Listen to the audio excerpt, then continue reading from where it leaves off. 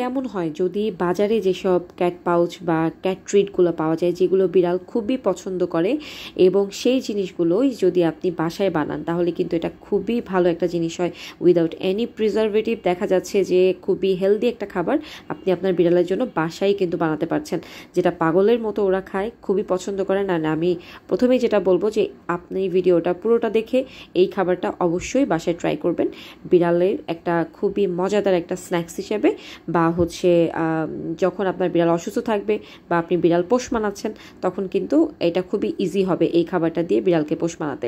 তো এখানে হচ্ছে আমি 4-5 টুকরা মুরগির মাংস দিয়েছি এবং একটা কলিজা অবশ্যই আপনাকে দিতে হবে মুরগির, এবং সেই সাথে এখানে আমি যেহেতু মিষ্টি কুমড়া দিয়েছি আপনারা এখানে মিষ্টি কুমড়া দিতে পারেন, কাঁচা কলা দিতে পারেন, আলু দিতে পারেন, এগুলো একটু পরিমাণ মেনটেন করে দিতে পারেন। সামান্য পরিমাণে ভাত দিয়েছি এবং কিছুটা পানি এটা সিদ্ধ করার পরে রয়ে গিয়েছে সেটা আমি দিয়ে দিয়েছি। এখন এটার সাথে এটাকে পরবর্তীতে ব্লেন্ড করব, বাট আপনারা হচ্ছে কতটুকু ঘন রাখবেন এটা বা কতটুকু পাতলা করবেন সেটার উপরে ডিপেন্ড করে পানি দিবেন এটা।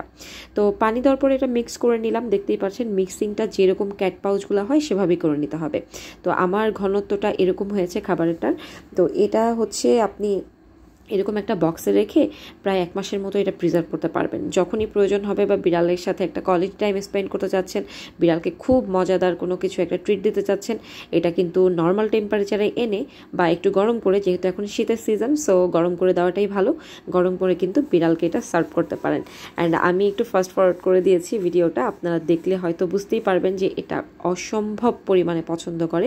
অ্যান্ড আপনারা এটা অবশ্যই বাসায় ট্রাই করে দেখবেন। অ্যান্ড এটা অ্যাকচুয়ালি খুব খুব খুব পছন্দ করে ওরা। তো আশা করি বুঝতে পেরেছেন। যদি ভিডিওটা ভালো লাগে আমার চ্যানেলটা অবশ্যই সাবস্ক্রাইব করবেন এবং বেল বাটনে ক্লিক করতে হবে নেক্সট যে ভিডিওগুলো আমি আপলোড করব সেগুলোর আপডেট পেতে। আর হচ্ছে যদি কোনো কমেন্ট থাকে আমাকে অবশ্যই কমেন্ট সেকশনে জানাবেন, আমি চেষ্টা করব সেইটার উপরে রিপ্লাই করা, অথবা যদি পারি সেক্ষেত্রে হচ্ছে সেই টপিকের উপর একটা ভিডিও বানানো। তো সবাই অনেক অনেক ভালো থাকবেন, সুস্থ থাকবেন, দেখতে থাকেন কিভাবে ও অনেক মজা করে খাচ্ছে মাশাআল্লাহ। তো সবাই অনেক অনেক ভালো থাকবেন, সুস্থ থাকবেন। আল্লাহ হাফেজ, আসসালামু আলাইকুম।